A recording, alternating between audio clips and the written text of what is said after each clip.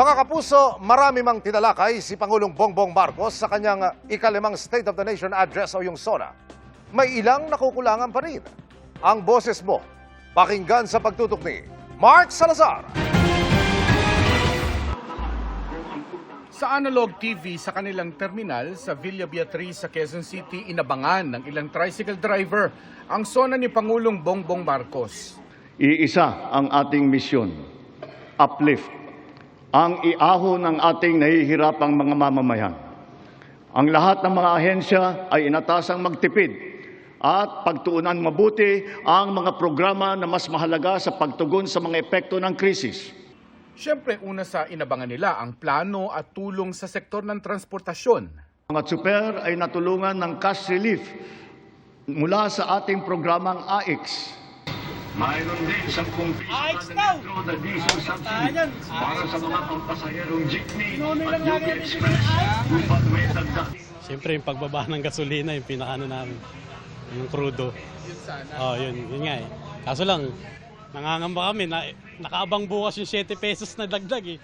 Panangga sana sa oil price hike ang inaabangan nila. Ayuda!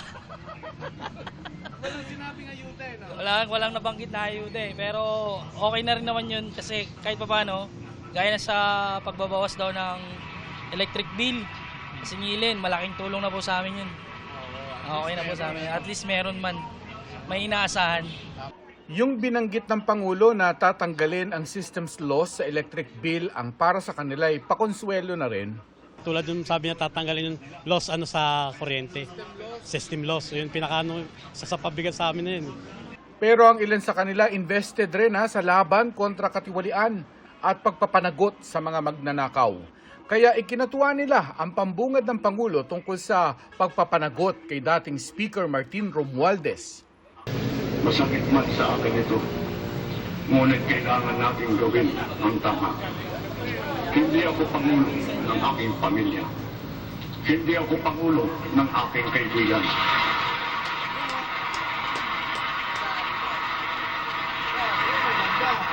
Sana matupad, mapanagot yung dapat mapanagot dun sa sinabi niya. Yung pinsan niya.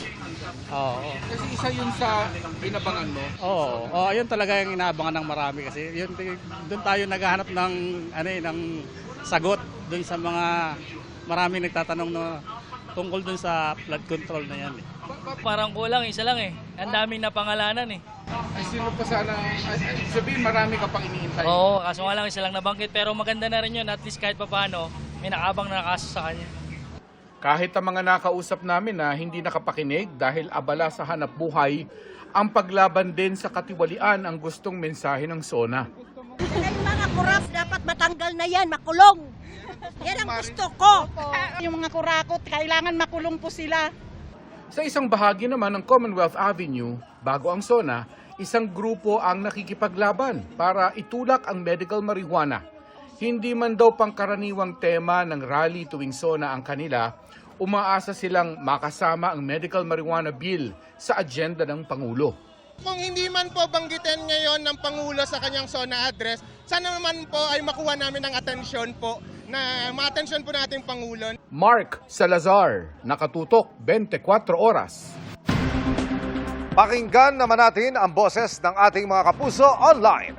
Samot-saring issue ang hinanap pero hindi raw napakinggan ng ilang netizens sa ikalimang State of the Nation Address ng Pangulo. Karamihan sa netizens umasang tatalakayin ang aumento sa sahod. Hirit ng ilan, taasan lalo ang provincial rate o di kaya'y buwagin na ito at ipantay sa sahod ng mga taga-Metro Manila. Sobrang taas daw kasi ng presyo ng bilihin at gastusin kaya lalong lumulubog sa utang ang ilan. May nagbanggit ding patungkol sa VAT exception sa mga produkto ng petrolyo. Umasa rin ang ibang nag-comment na matalakay ang pagpapatupad ng Universal Social Pension. Mga kapuso, pwede mo rin iparinig ang boses mo at sumali sa diskusyon sa social media accounts ng 24 oras.